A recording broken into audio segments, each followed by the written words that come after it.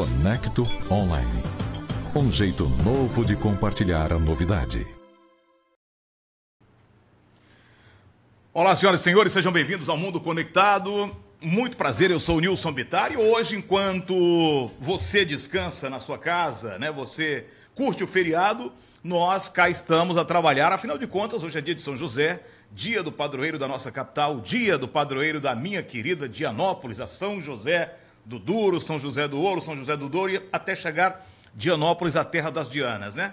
São José, que foi o santo da família, o santo trabalhador, né, o carpinteiro, enfim, a história lindíssima, né, de São José, né, o pai de Jesus, obviamente, e aqui a gente pede a ele que dê toda a proteção a todas as famílias do estado do Tocantins, a você que nos assiste, a você que nos ouve pelas rádios conectadas em todo o Brasil, aliás, em todo o Tocantins e em todo o planeta, através da rede mundial de computadores. O nosso muito obrigado. Você que nos ouve, também nos acompanha pelo nosso conectoonline.com.br, a nossa fanpage, que é conecto.online, tá certo? Na fanpage é o conecto.online. Bom, notícia interessante é que a gente manda um grande abraço, né? Um desejo de muita sorte, recuperação bem mais rápida aí para ela. Já recebeu alta depois de um aneurisma. A deputada Amália, né, Santana, que é irmã do ex-prefeito lá de Colinas, né, o Zé Santana, a quem a gente manda um abraço todo especial, né, a todo o pessoal que nos acompanha. Outra informação é que o Cleiton Pinheiro, mais uma vez, vence as eleições do CISEP. 4 anos no mandato, é mole, né? Tá se perpetuando, né? Vai para 16 anos, né? À frente do sindicato, né? Dos servidores do estado do Tocantins. É mole. É um negócio impressionante. Nós gostaríamos, inclusive, de saber da sua opinião, né? Você concorda com essa dinâmica de reeleição, de perpetuação, né? Nós queremos a sua participação aqui. Dá só um minutinho que a gente volta, já está conosco, né? Daqui a pouquinho a gente convida aqui para a bancada, ele que é suplente de senador, ex-presidente do Partido dos Trabalhadores. Vamos falar sobre tudo, falar sobre a sucessão, falar sobre a atuação dele em Brasília, falar o que ele está pensando, de que forma ele está vendo as eleições e como é que o Partido dos Trabalhadores vai se posicionar nas eleições deste ano. Já já a nossa conversa com Donizete Nogueira. A gente volta em 30 segundos. Conecto Online. Um jeito novo de compartilhar a novidade. Olá, somos a Sintelecom. Atuamos no mercado do Tocantins desde 2007. A cada dia estamos ampliando nossa infraestrutura para melhor atender você, com qualidade e segurança. Trabalhamos com a melhor tecnologia que há disponível no mercado. Venha conhecer nossos planos e produtos. Acesse www.siminternet.com.br ou ligue 0800 642 0300. Diga sim à inovação, alta velocidade e evolução na sua casa.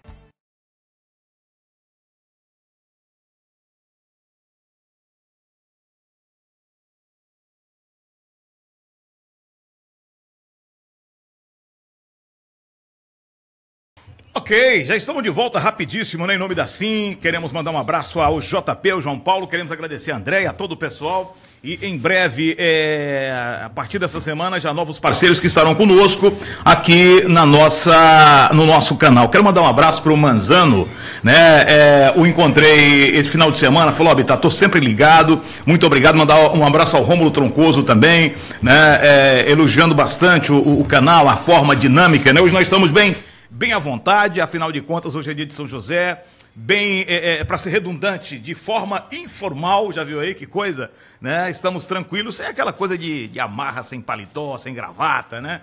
Deixar a gravata e o paletó pro Donizete Nogueira, companheiro, né, no Senado, né? Ele, quando está no Senado, aí precisa, naturalmente, é uma exigência, obviamente, né?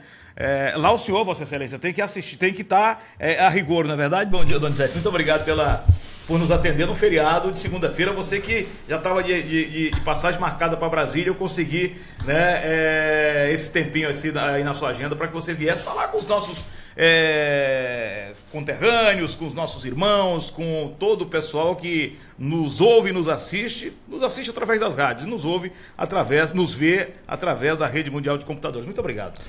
Bom dia, Vitar, bom dia a todos os telespectadores aqui do Conecta Online, esse canal moderno, canal interativo e muito ágil na sua comunicação. Também é uma satisfação, viu, poder estar aqui. Agradeço a oportunidade de mais uma vez poder dialogar aqui com você. Você que é um comunicador ativo, interativo e muito preparado para o debate político, cultural e econômico em nosso estado. Já queremos aqui agradecer a audiência do Luciano Lucas, né? Tá nos parabenizando, felicitando pelo programa. A Márcia dos Reis Lima está assistindo lá em Dianópolis. O nosso muito obrigado, né? A terrinha ligada. Hoje, pessoal de feriado, feriado, pessoal mais em casa, mais tranquilo. Com certeza vamos bater novos recordes aí de audiência, se Deus quiser. Donizete, é óbvio que a gente já começa falando, né, das eleições, porque não tem como fugirmos do debate. Estamos no ano de eleição 2018, eleição para presidente, para senador, deputado federal, deputado estadual e governador.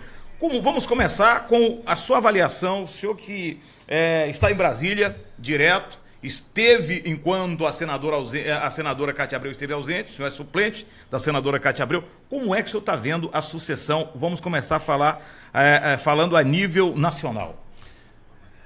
Primeiro, é um registro especial, muito importante na minha vida, ter participado da vida do Senado num momento tão importante, tão complexo como foi os 15 meses que eu estive lá, enquanto a senadora Cátia Abreu fazia um excelente trabalho no Ministério da Agricultura.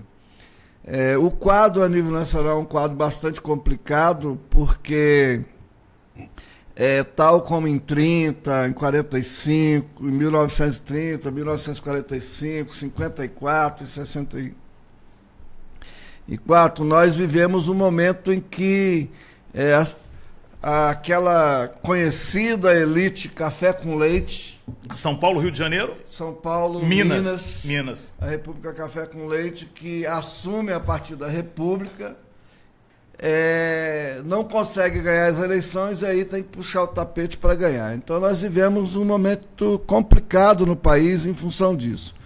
Um momento em que o ex-presidente Lula lidera todas as pesquisas, mas há um esforço e uma aliança político, jurídico e midiática para impedir que o presidente Lula possa ser novamente candidato a presidente da República.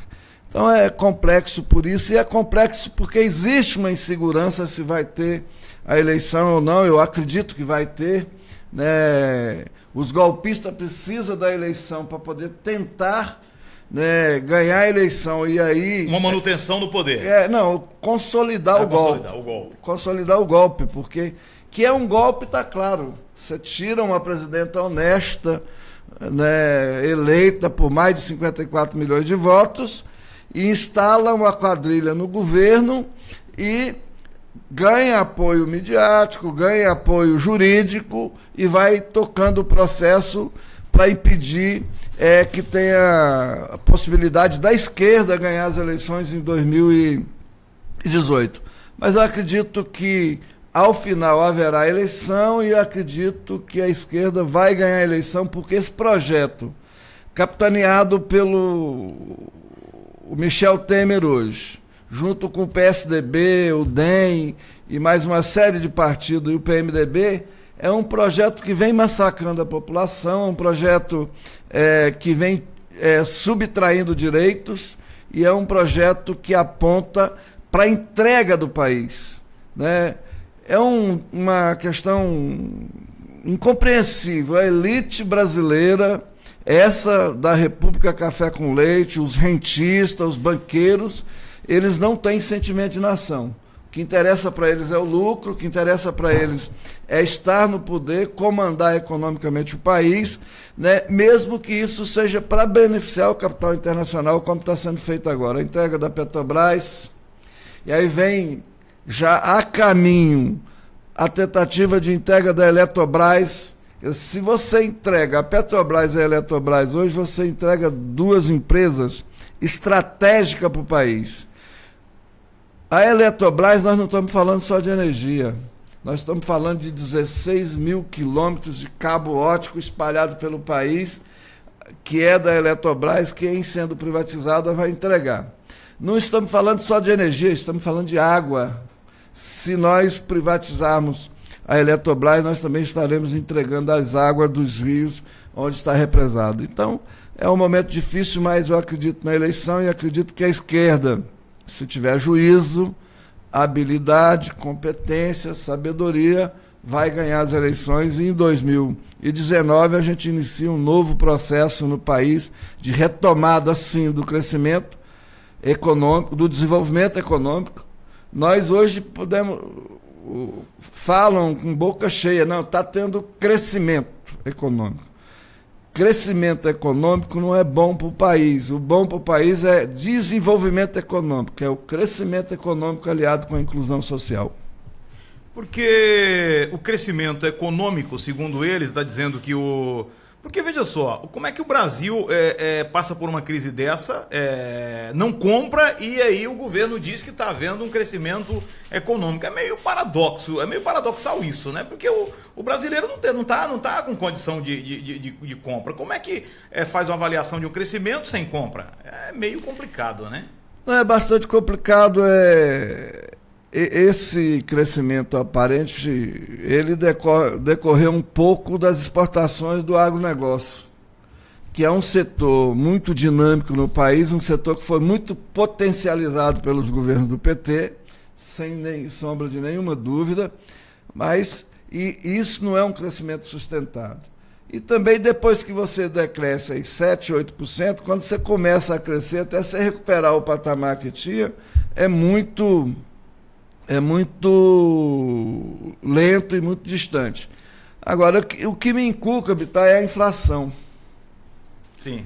Você vai ao supermercado, você não vê que os preços baixaram. Pelo contrário. Pelo contrário. O seu carrinho com o mesmo dinheiro está cada dia mais vazio. E aí nós estamos falando que não temos inflação. Inflação por falta de demanda, queda de inflação por falta de demanda, é um negócio que não contribui. Por quê? O que contribui é ter a demanda para gerar demanda de produto, para gerar necessidade de produção e que isso gera emprego. No momento, nós estamos vivendo um momento de retração que impede o surgimento de novas vagas de emprego formal e, mais do que isso, nós estamos precarizando o emprego. A questão da reforma trabalhista leva o país para uma situação muito esdrúxula, em que o cara que estava ganhando 4 passa a ganhar 2, porque ele vai ficar desempregado, aumenta a massa do desempregado, se aumenta a massa do desempregado, você tem uma reserva de mão de obra substantiva, aí você pode pagar o preço que você quiser, paga menos. Isso não aquece o consumo, e não aquecendo o consumo não tem como a economia crescer. Donizete, a gente percebe que com toda essa discussão em torno aí da condenação do presidente Lula, ele tem crescido cada vez mais em todas as pesquisas, né? Recentemente ele disse em um livro que está pronto para ser preso. Algumas que acaba vazando algumas informações, parece que surgiram algumas informações de que talvez o Moro determinasse a prisão dele, inclusive nesta semana. Como é que você tem visto, como é que você tem ouvido, como é que você tem visto, o que tem sido discutido na base do Partido dos Trabalhadores a nível nacional, estadual, nessa questão de uma possível determinação de prisão do presidente Lula? Você acredita que pode ocorrer essa prisão? Nesta semana, não. É passível de acontecer a prisão depois que o TRF terminar o julgamento, que parece que está marcado para dia... Essa farsa está marcada para dia 26. Então, aí tudo é possível. Mas acredito ainda que o STF não vai continuar esmagando a Constituição, né? É preciso recuperar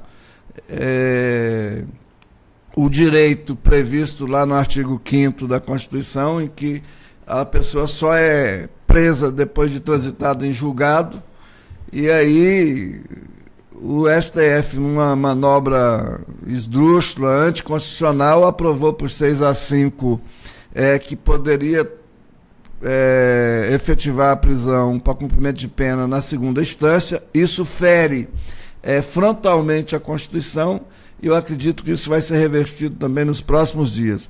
Em sendo revertido, o presidente Lula não será preso. E eu acredito que isso é possível, não será preso e será inocentado nas instâncias superiores, porque a cada dia fica mais nítido, mais claro, não só para a comunidade jurídica, mas para a população em geral, que o julgamento do presidente Lula é uma farsa montada para tirá-lo das eleições. No caso de uma suposta, porque tudo pode acontecer, de uma suposta prisão, que nome o Partido Nacional tem e está discutindo para substituir, para ser colocado, né, para apreciação popular? Fala-se do Jacques Wagner, da Bahia, ex-governador, mas aí já vem também, recentemente ele foi envolvido numa outra discussão, numa outra investigação que também não conseguiu provas até o presente momento, né? Como é que está essa discussão no caso de uma possível prisão do presidente Lula? Bom, primeiro assim, a prisão hoje não significa prisão amanhã. Sim. Pode ter sido preso hoje, mas amanhã está solto e depois de amanhã está inocentado. Então, o nosso projeto, mesmo com eventual reclusão do presidente Lula nesse momento, é continuar a campanha dele para presidente da República e continuar insistindo na busca da normalidade jurídica e democrática, constitucional, né, o que vai permitir que ele seja candidato a presidente. Então, nesse momento, não se discute no PT uma segunda opção, a opção é o presidente Lula, embora o partido tenha bons quadros para isso, a esquerda tenha bons quadros para isso, mas o trabalho agora é resistir a essa perseguição ao presidente Lula em todos os tribunais nacionais, nos tribunais internacionais, e levá-lo à urna para ser eleito presidente e assumir 1º de janeiro de 2019. Bom, passada essa discussão nacional, nós voltamos aqui para a nossa, vamos colocar como a nossa aldeia, né? Vamos voltar mais para a nossa terrinha, mais para o nosso umbigo. Como é que o senhor está vendo, conhecedor como o senhor da política, como é que o senhor está vendo agora a sucessão se desenrolando para o Estado? Bom, essa sucessão é a primeira vez que nós temos uma situação em que tem o prefeito da capital e o prefeito da segunda maior cidade do Estado se propondo disputar as eleições. Isso é um fato novo porque significa renunciar aos mandatos de prefeitos. O prefeito Carlos Amasta parece que já está determinado, fica o suspense e a expectativa em relação à renúncia ou não do prefeito Ronaldo Dimas. Então isso é um fato novo. E nesta eleição eu acredito que caminha também para uma não polarização em duas candidaturas. Eu acredito que a gente terá pelo menos 3 candidaturas ou 4 candidaturas que estejam disputando as eleições. Também isso é um fato novo para nós, porque nós tivemos a primeira eleição em 88, Zé Freire e Siqueira Campos, depois Moisés Abrão, Moisés Avelino, e aí você vem Marcelo Miranda, Freire Júnior, e você segue o processo sempre numa eleição polarizada. Acredito que esta é a primeira vez que nós vamos ter uma eleição que não esteja polarizada em 2 candidaturas. E aí nós temos a questão justamente essa novidade, a questão de irmos para o segundo turno. Daqui a pouquinho a gente volta só para a gente priorizar, obviamente, o nosso telenauta, inclusive, pessoal, outro dia procuraram para nós aqui, eu não encontro essa colocação no dicionário, e não vão encontrar mesmo, porque isso aqui foi criado por nós, né? O telenauta é nosso, né, do Paulo, foi com a ideia do Paulo Albuquerque, né, de colocar isso aqui. Então, assim, a prioridade é para o telenauta. O Marcondes Dias parabéns pelo trabalho do programa, e ele está dizendo: bom dia, Donizete, diante de tantas perseguições ao partido, qual o recado que o mesmo deixa para os simpatizantes militantes que estão sendo perseguidos até em seus cargos públicos? Marcondes Dias. Marcondes, essa perseguição faz parte da nossa gênese, né, ao partido. Quando o partido nasce lá no final dos anos 70, que é fundado em 1980, você tinha dois tipos de crítica. A direita, a ditadura militar, esnobava que peão, trabalhador, não dava conta de organizar partido, e a esquerda, sobretudo aquela que ainda estava no MDB ou no PMDB, e outros intelectuais de esquerda, dizia que o PT era divisionista, que estava colaborando com a ditadura. A história mostra totalmente diferente, né? Você passa por Guariba, que um fato dos canavieiros, que foi assassinado um canavieiro, que quiseram culpar o PT, na época o deputado Djalma Bom. Depois você passa pelo panelaço, né, em Brasília, que valeu cadeia nacional de um ministro para acusar o PT e a CUT, que era responsável pelo Bardenaço. Tanto em Guariba quanto em Brasília, descobriu que eram infiltrados da polícia, do regime, que trabalhava para desestabilizar e para queimar. Então nós sempre fomos perseguidos em função de que partido de esquerda sempre vai ser queimado ou criticado, detratado pela direita, que não sabe conviver com a diversidade democrática. Eu lembro de tal dia que eu pedi para o meu pai que eu ia filiar no PT, ele falou: meu filho, mas esse não é aquele partido do povo que mata os velhos para fazer sabão e come as criancinhas? Isso era o que? A direita pregava isso, né? Não era a eleição de 89 teve esse discurso, né? Sim. Teve esse discurso, isso era em 83, né? Teve esse discurso. Mas a gente vai superar, já superou. Hoje, né, eu que estou trabalhando em Brasília, vejo com muita satisfação. Eu entro no ônibus, eu chego nos lugares com a estrela no peito, que eu sempre carrego. Hoje, infelizmente, não tinha nenhuma, porque eu saio com a estrela, eu vou dando para as pessoas que vão me pedindo. Até filiações esses dias eu fiz em Brasília, de pessoas procurando o PT. Então o PT resistiu a esse ataque que levou a ter preferência de 9%, e hoje nós estamos em 19% de preferência da população brasileira. Então, o que do meu ponto de vista, está ficando cada dia mais claro? O PT é o partido que tem força e defende os direitos dos menores, dos mais pobres, dos trabalhadores e das trabalhadoras. Tá aí, Marcondes, respondido. Se você tiver alguma outra pergunta em qualquer parte do estado, pode fazê-la aqui no nosso canal, na nossa fanpage, ou o nosso WhatsApp é o 98428-1288.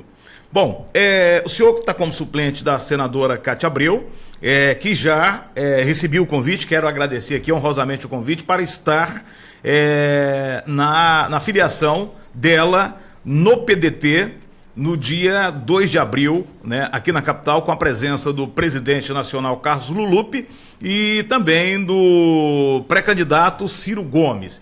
E aí, obviamente, que os estudiosos, é claro que curiosos, porque é interessante essa coisa da dinâmica da política e do futebol. Todo mundo sabe, né? Todo mundo tem a sua opinião, todo mundo... Isso é interessante porque faz parte do processo democrático, né? Então fala-se o seguinte, que a Cátia já estaria com a sua chapa formada, com o senador, para Senado, o Vicentinho, de Porto Nacional, e o Siqueira Campos. Para o vice, o Ronaldo Dimas não sairia da prefeitura de Araguaína e colocaria o seu nome, o nome do filho, à disposição como vice da senadora Cátia Abreu. Como é que o senhor tem ouvido? É claro que isso são conjecturas populares, né? Eu acredito que seja conjectura só mesmo, e acredito que o processo ainda tem muito para andar. Tem muita coisa. Tem muito, como diria aquela história, tem muita água para passar debaixo da ponte, e acredito que a senadora não tem hoje uma chapa fechada. a discussão precisa ser bastante aprofundada e será, do meu ponto de vista, e eu tenho ouvido muito dela, que ela vai construir uma chapa para disputar a eleição também conectada com um projeto de governo para desenvolver o Estado, que é diferente do que está aí. Então, eu não acredito que essa chapa esteja formada, eu acredito que existe uma discussão fundamental para ser feito entre o PT e o PSD, o PDT, a senadora, o companheiro Paulo Mourão. O campo mais identificado hoje com a senadora Cátia Abreu é esse campo, dado as posições firmes, contundentes que ela tem tido no Congresso Nacional em defesa dos interesses da população brasileira, dos trabalhadores e das trabalhadoras, e dado a contundência também que ela defendeu a presidenta Dilma. Ou seja, a senadora Cátia Abreu fez a opção correta, que é próprio de uma mulher determinada, guerreira como ela, de ficar do lado certo, ficar do lado correto, que a presidente Dilma estava sendo golpeada. E aí eu acho que esse processo ainda tem muito para andar. Para mim é um processo novo, ainda com um pouco de coisa antiga. Essa história da novidade na política, a novidade no discurso nem sempre é a novidade na prática. Então, hoje nós temos um quadro bastante diluído, e que vai levar a uma disputa, tanto para o Senado, eu acho que a disputa para o Senado está aberta, eu estou me propondo a disputar o Senado, porque acredito que posso contribuir com o Estado como senador, já dei prova disso nos 15 meses que fiquei lá, ainda tem muito a ser resolvido. Mas vamos esperar dia 7, dia 2 a senadora vai promover um fato político, vai filiar no PDT, dia 7 a gente sabe quem renunciou, quem não renunciou, e aí a gente tem, vamos dizer assim, o terceiro tempo do jogo da Libertadores da América, que é depois das renúncias que pode haver, as filiações, mudança de partidos que podem haver. Agora, aí a gente vai para o terceiro tempo, que é chegar às convenções onde vai ser determinado qual aliança a ser feita. Bom, o Carlos Almasta já deu como certo, inclusive nós divulgamos aqui a nota expedida por ele, né, dizendo que dia 2, realmente, já com hora e local marcado no Espaço Cultural, às 8h45, ele faz a transmissão de cargo para a prefeita Cíntia. Mas aí há um prazo também para ele, de repente, né, então dia 7 ele voltar atrás, enfim, faz aquele ato e pode ser que, né, mude. Recentemente, e aí, Donizete, o partido sempre esteve, eu acho que 2010 foi uma grande oportunidade que o partido teve, mas sempre naquela de estar apoiando alguém. O Romênio esteve recentemente, que é o secretário nacional do partido, dando a garantia de que o partido terá um nome. Como é que tem sido essa discussão interna quando realmente o presidente do diretório estadual diz que o partido terá um nome, o deputado estadual Paulo Mourão coloca o seu nome à disposição e, por outro lado, a gente vê também essa proximidade da senadora, que fez uma defesa, da senadora Cátia Abreu, que fez uma defesa, teve do lado da Dilma no pior momento, né, que foi o momento que o partido coloca como golpe. Como é que o partido tem condição realmente de defender uma candidatura própria nesse momento que muitos dizem ser uma oportunidade que se repete a exemplo de 2010? Não, em 2010 a gente tinha condições efetivas de ganhar a eleição. Nós poderíamos ter ganhado essa eleição com Raul Filho, como poderíamos ter ganhado com o Paulo. Mas, infelizmente, naquele momento nós não tivemos como tocar as candidaturas. Faltou o quê? Dinheiro? Eu acho que faltou compreensão. Vamos começar pelo Raul. Faltou compreensão do Raul, da conjuntura, dos dados que tínhamos em mão para ele ser o candidato a governador que seria eleito. Sim. A eleição deixou claro isso, que ele seria eleito. E depois, a candidatura do Paulo também foi solapada pelo o prefeito de Palmas à época, que não trabalhou para ajudar a candidatura a se encorpar. Então ficou a direção do PT, que à época eu era presidente, e o candidato Paulo Mourão. Nós ficamos muito sozinhos naquela empleitada e não continuamos com a candidatura, houve um pedido do PMDB à época para apoiar o Gaguinho, a gente acabou indo apoiar o Gaguinho, aí eu acho que realmente foi um erro do coletivo partidário.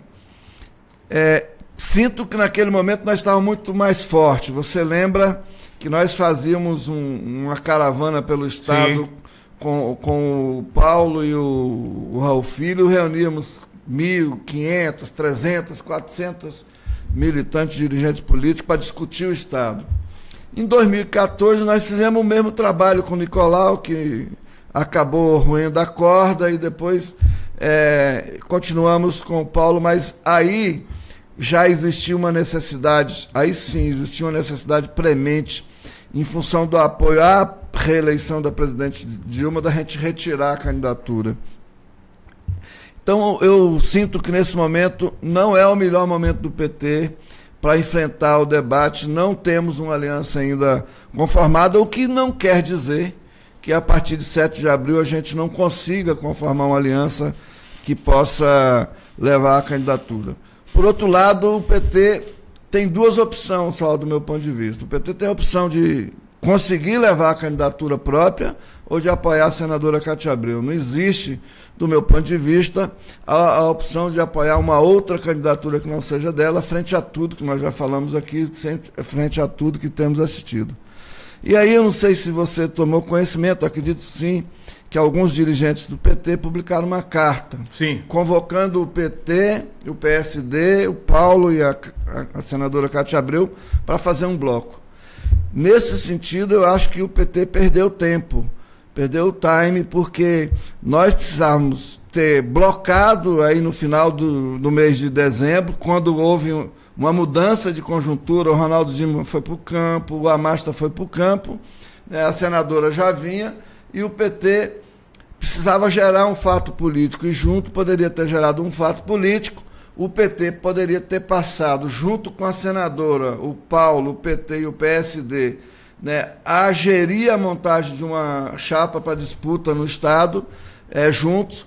O PT estaria participando desse processo de montar a chapa, seria a candidatura do Paulo ou a candidatura da senadora, o que hoje está, do meu ponto de vista, meio isolado. A senadora trabalha para montar a chapa dela e o PT trabalha para montar a sua chapa. E, do meu ponto de vista, e daquele grupo que escreveu aquela carta, o correto era trabalhar junto para formar uma chapa em torno de um projeto que pudesse disputar a eleição com a participação do PT na chapa majoritária.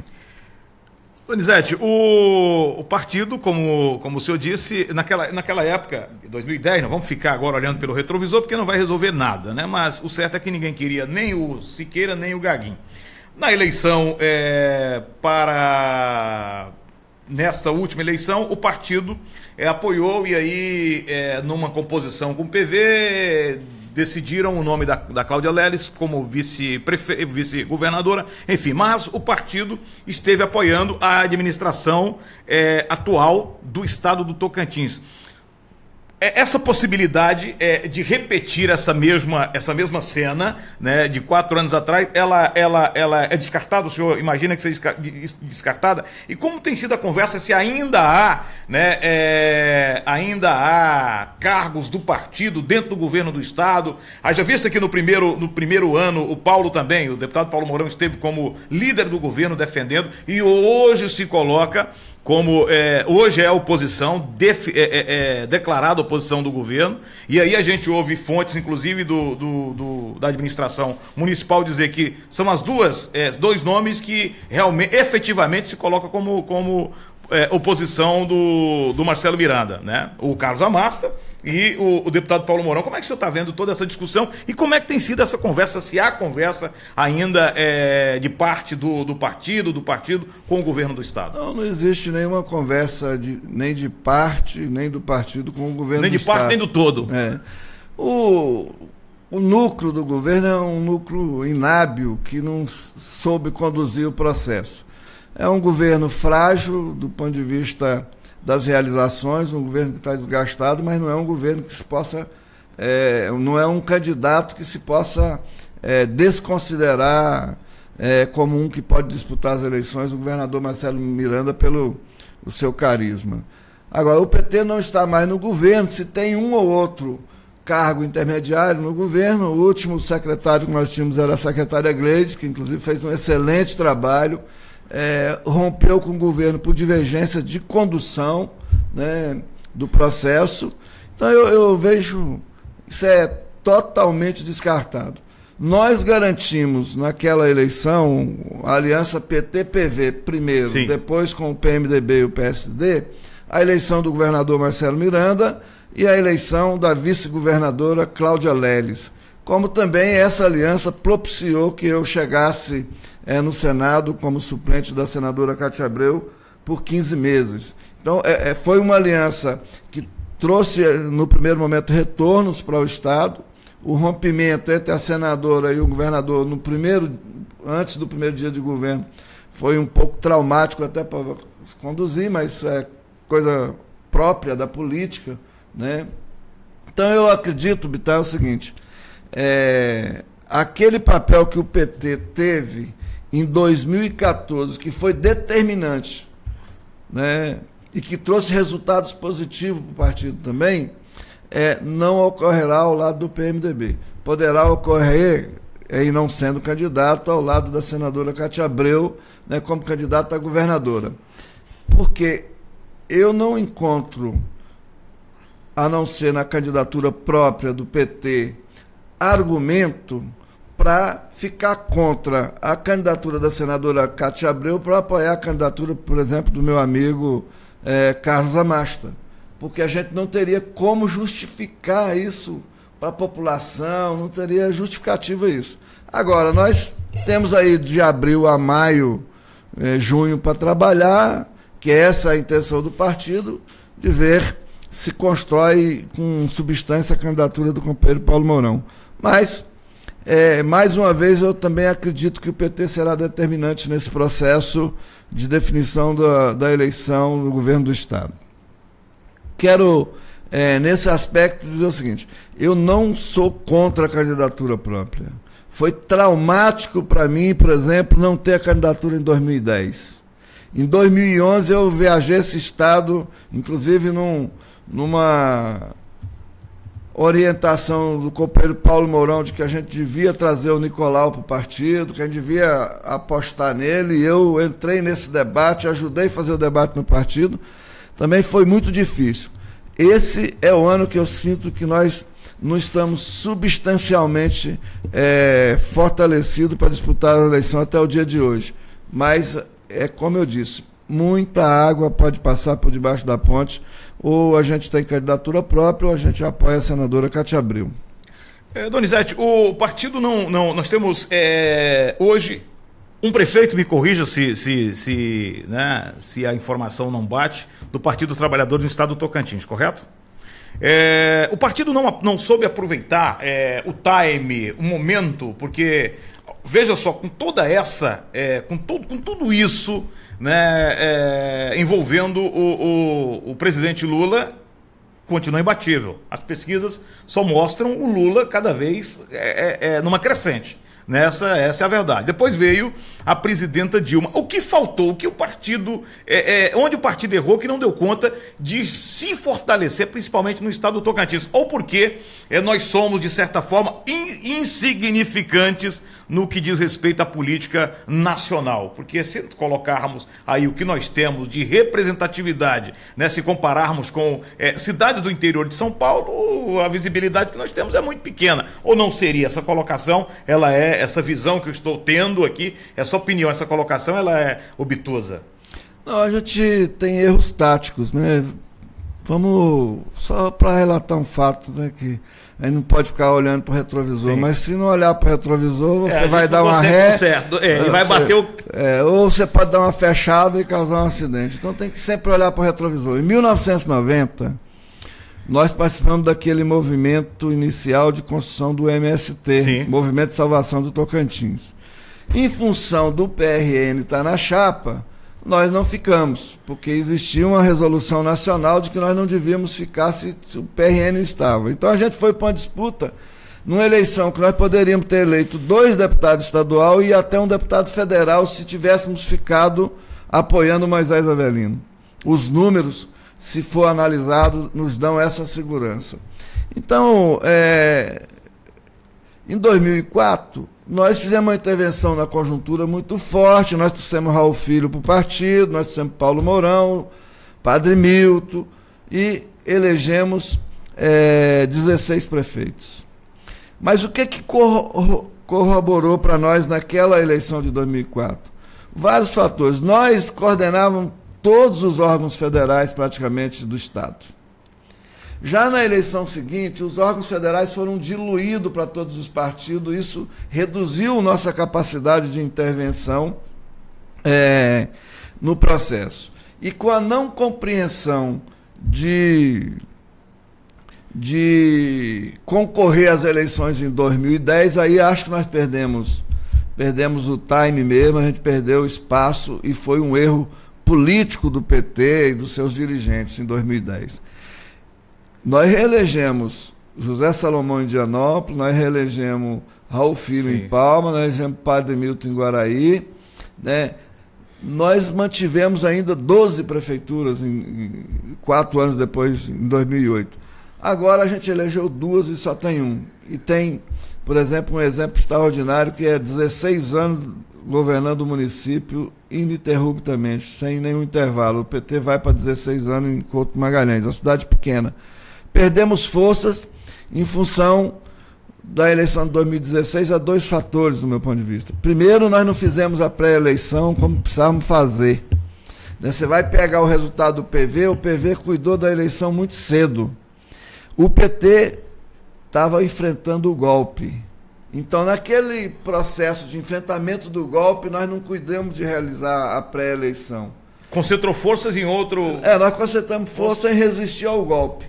E aí não preparamos a pré-eleição. E era também o pior momento do PT naquele momento, na conjuntura. Então, eu acredito, o que mede a força do PT no Estado hoje é o fato de nós termos 3 deputados estaduais, né? O fato de que a gente tem a suplência do Senado, que pôde assumir durante 15 meses, e teremos nessa eleição a confirmação disso. O PT, do meu ponto de vista, agora elege o deputado federal se souber conduzir. Acredito muito na eleição do companheiro Zé Salomão, que tem um trabalho extraordinário no partido e é hoje o nosso principal candidato a deputado federal. Acredito na manutenção dos 3 deputados estaduais, né, para esse próximo pleito. E acredito na possibilidade de participar de uma chapa majoritária vitoriosa na eleição de 2018, para assumir espaço em 2019. Então, os erros foram cometidos, né? 90, imagina o PT tivesse elegido 2 deputados estadual e um federal em 90. Era outra história. Sim. Era outra história.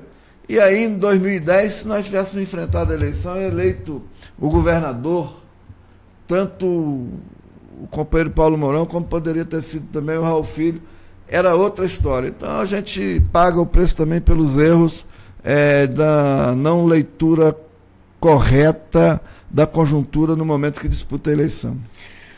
Donizete, e o Raul, obviamente, não podemos negar a importância que ele teve, né, saindo de Araguaçu, fez um trabalho, principalmente nos primeiros 4 anos em Palmas, deixou muita coisa para a conclusão do Carlos Amasta, obviamente.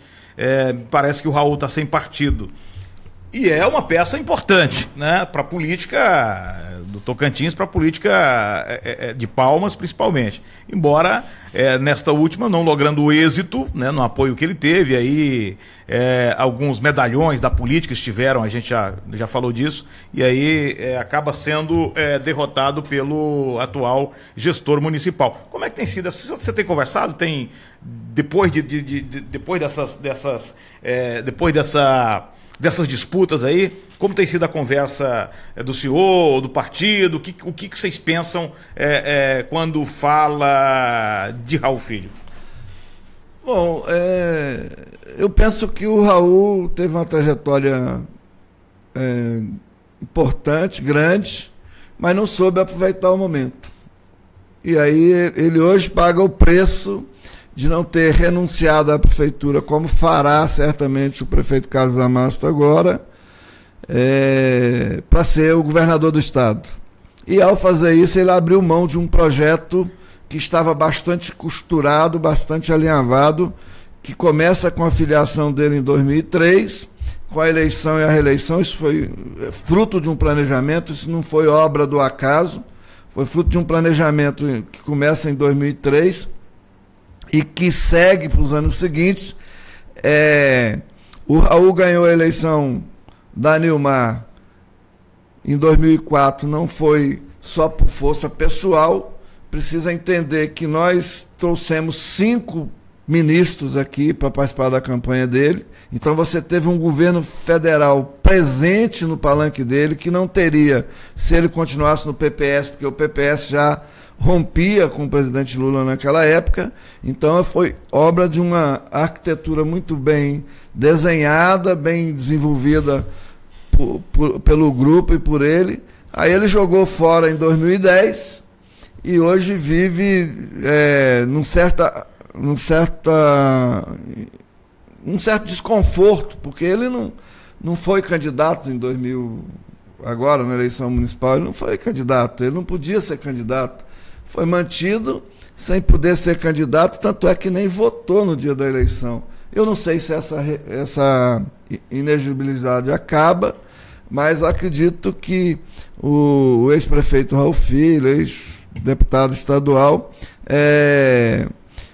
ainda continua afiliado no PR, não sei se vai continuar no PR, né? Mas em Palmas ele tem sua força e pode contribuir com a eleição para deputado estadual e deputado federal. Bom, para fechar, como é que é o relacionamento, como é que tem sido a conversa? O atual presidente do diretório estadual é um homem de diálogo, como é que vocês têm...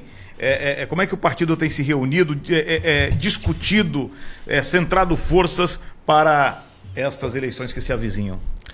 Bom, eu conheço o Zé Roberto desde que a gente convidou ele para ir com o Cardozinho para o INCRA em 2005, né? Não, em 2003.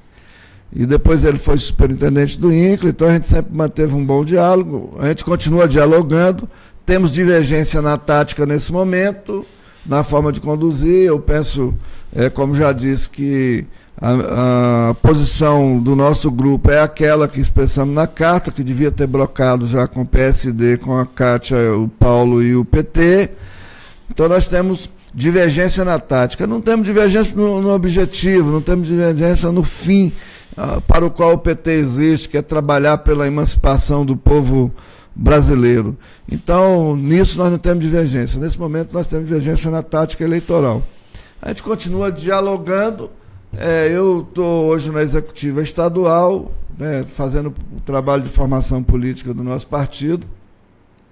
E acredito que ao final o PT fará um grande debate e tomará uma decisão correta para a disputa das eleições de 2018, que será melhor para o partido e melhor, sobretudo, para a sociedade tocantinense. Senador, lhe desejo aí uma boa viagem, você que retorna a Brasília amanhã. Muito obrigado por nos atender. De certa forma, você acaba falando para uma parcela boa dos tocantinenses, né, através das rádios que nos ouvem aí no Sul, no Sudeste, aqui na região central, na região do Bico também, né. Quero lhe agradecer muito e a sua mensagem aí, o seu recado para os nossos telenautas, para os nossos ouvintes, pessoal que nos acompanha através do Conecto Online. Recordando ainda a pergunta do Marconi e todos os petistas do nosso estado, companheiros e companheiras. O companheiro Genuíno dividiu o PT na sociedade petista e no estado petista. Agora é hora do estado petista botar a cara na rua, né, sair de camiseta, de estrela, abrir os comitês em defesa do presidente Lula, porque a sociedade petista começa a despertar e ela vai nos acompanhar nesse processo eleitoral desse ano, sobretudo na defesa do presidente Lula, mas precisa que a gente mostre a cara. Então, camiseta, bota o PT na rua, né, os comitês de defesa do presidente Lula, isso é muito importante. Então é preciso que a gente mostre a cara, que o povo brasileiro, que está sendo massacrado nesse momento por tudo que está acontecendo aí, um governo usurpador de direito e entreguista das riquezas nacionais, o povo está atento, precisa que o PT mostre a cara. É a nossa hora de ir para a rua, organizar as nossas candidaturas de deputado estadual, deputado federal, né, fortalecer a nossa candidatura de governador e de senador e trabalhar para disputar as eleições numa chapa que possa dar resultado para o nosso estado. O estado do Tocantins tem uma oportunidade muito grande de desenvolver. Embora, assim, é quase que um paradoxo, para a gente ver a força que é a hegemonia siqueirista, hoje quase todos os candidatos passaram lá pela União do Tocantins. Sim. E o projeto não mudou, o projeto é o mesmo do dia que começou até hoje, teve uma diferença, e há que reconhecer lá no governo Moisés Avelino, que teve um planejamento mais de longo prazo, que foi abortado depois para um governo de eventos. Então nós temos uma oportunidade, temos um capital social muito grande para poder aproveitar e gerar uma oportunidade nova para o nosso estado, que é um projeto de desenvolvimento calcado sobretudo na economia popular, na economia solidária, no pequeno agricultor, no pequeno empresário, no empreendedor individual, que é isso que vai fazer potencializar o nosso estado para o desenvolvimento. Então, quero deixar aqui meu abraço, mandar um abraço para o Paulo e para o Luiz, né, dizer, Paulo Albuquerque, muito satisfação em ser seu amigo, também, Luiz Armando, você que sabe fazer a crítica, mas não perde a relação com as pessoas. Então, ao par de todas as críticas que já recebi, a nossa amizade continua. Então eu agradeço aqui, sobretudo ao Unício Bittar, que no feriado de São José do Ouro, né, que é o patrono lá da nossa Dianópolis e aqui da nossa capital, São José Carpinteiro, está aqui, rente no batente. E vocês devem, nesse momento, estar tomando aquela geladinha e preparando para o almoço com um churrasquinho de feriado, que ninguém é de ferro. Um beijo no coração de cada um e cada um, um abraço na alma de todas e viva o Brasil, viva o nosso estado do Tocantins. Mandar um abraço para minha amiga Márcia Barbosa, está nos assistindo, honrando com a sua presença também. Mandar um abraço para toda a sua família, para o Vinícius, enfim. Sejam bem-vindos ao Mundo Conectado, um ótimo feriado para vocês. Já ia falar um bom final de semana, né? Porque o feriado nos leva realmente, nos induz a imaginar que estamos vivendo uma sexta-feira. Não, estamos começando a semana no feriadão. Que a semana vai ser mais curta. Mais curta, né? Que São José nos proteja sempre, nos abençoe. Um abraço a todos e até amanhã, se Deus quiser. Conecto Online. Um jeito novo de compartilhar a novidade. Olá, somos a Sintelecom. Atuamos no mercado do Tocantins desde 2007. A cada dia estamos ampliando nossa infraestrutura para melhor atender você com qualidade e segurança. Trabalhamos com a melhor tecnologia que há disponível no mercado. Venha conhecer nossos planos e produtos. Acesse www.siminternet.com.br ou ligue 0800 642 0300. Diga sim à inovação, alta velocidade e evolução na sua casa.